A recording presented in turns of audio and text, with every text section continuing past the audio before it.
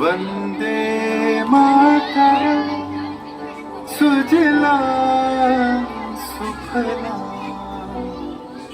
मलयज शीतला सस्य श्यामला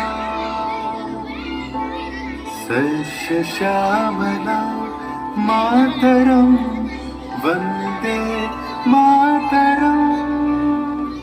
1908 সালের 11 আগস্ট কিংসফোর্ডে বন্দে মাতরম বলার দোষে যে বালককে বেত মারার হুকুম দিলেন ব্রিটিশ সরকার, তারই পক্ষে দাঁড়িয়ে ক্ষুদিরাম বসু ও প্রফুল্ল চাকি সাহেবের ফিটন গাড়ি লক্ষ্য করে বোমা চালালেন মুজফ্ফরপুরে। সাহেব নিহত হলেন না, তবু নাবালক ক্ষুদিরামকে ফাঁসির হুকুম দেয়া হলো। জননী গুলো তুলে পক্ষে শান্তনবাস দেহ তুলে চোখে কাঁদিছে তব চরম তলে 30 কোটি নর নারী।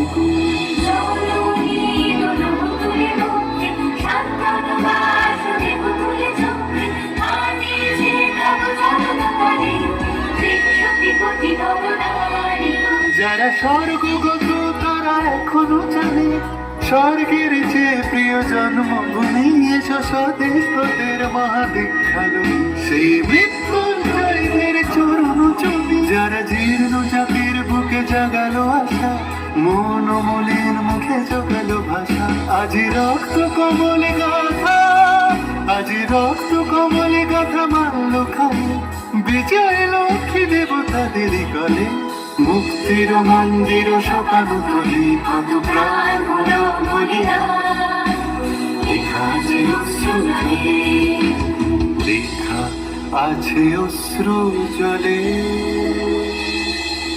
9 এপ্রিল 1918 মাস্টারদা সূর্য সেন ও তার 65 জন শিষ্য মিলে পরিকল্পনা করে চট্টগ্রামে ব্রিটিশ পুলিশের অস্ত্রাগার লুট করেন এবং তারপরে লুকিয়ে আশ্রয় নেন জালালাবাদ পাহাড়ে।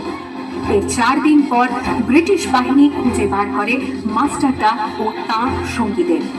সেদিনের অস্তমিত সূর্য ছিল সূর্য সেনের রক্তের আহ্বান শোনো আহ্বান আসে মাঠায় বলতে দুস্তা বাধা প্রস্তা খেলে বন্যার মতো বেরিয়ে।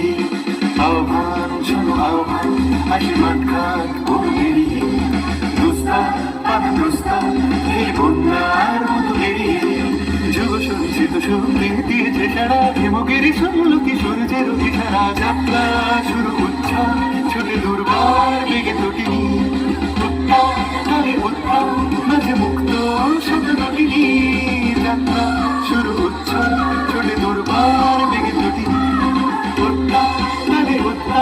মাঝে মুক্ত শব্দ নটিনি। এই শুধু সুপ্ত যে নবপ্রাণে জেগেছে রণসাজে সেজেছে অধিকার অর্জনে। এই শুধু সুপ্ত যে নবপ্রাণে জেগেছে রণসাজে সেজেছে অধিকার।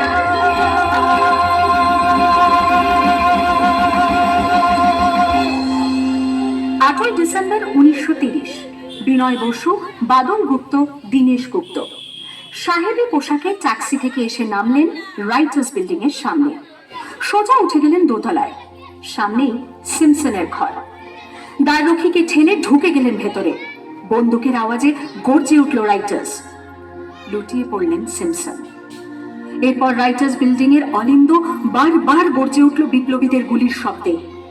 তারপর টেগার্ট সাহেব তার বাহিনী নিয়ে ঘিরে ফেললেন বিনয়, বাদল, দীনেশকে।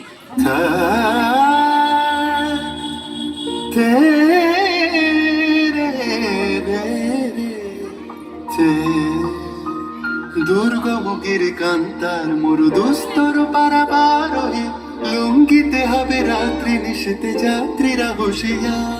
ডিসেম্বর 1942 তমলুকের মাটিতে কয়েক হাজার ভারতীয়কে নিয়ে যিনি পুলিশ স্টেশন ঘেরাও করার লক্ষ্যে হেঁটেছিলেন, সেই 70 মাতঙ্গিনী হাজরা পুলিশের নির্মম গুলি চালনা ও লাঠিচার্জ সত্ত্বেও তার হাতের পতাকাটি মাটিতে লুটোতে দেননি। আর ঠিক তার পরের বছর 1943-এর 30 ডিসেম্বর জাপান সরকারের অধীনে থাকা আন্দামান দ্বীপ সেদিন হস্তান্তর করা হলো ইন্ডিয়ান ন্যাশনাল আর্মিকে। পোর্ট ব্লেয়ারের মাঠে তিরঙ্গা পতাকা তুললেন সুভাষচন্দ্র। এটাই স্বাধীন ভারতের মাটিতে প্রথম তেরঙ্গা ঝান্ডা। আইএনএর commander in chief Subhas Chandra Bose হলেন ভারত, যাকে স্বীকৃতি দিয়েছিল 18টি দেশ।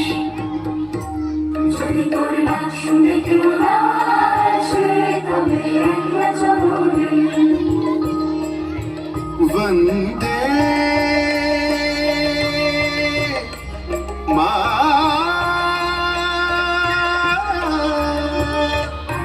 मातरम वंदे वंदे मातरम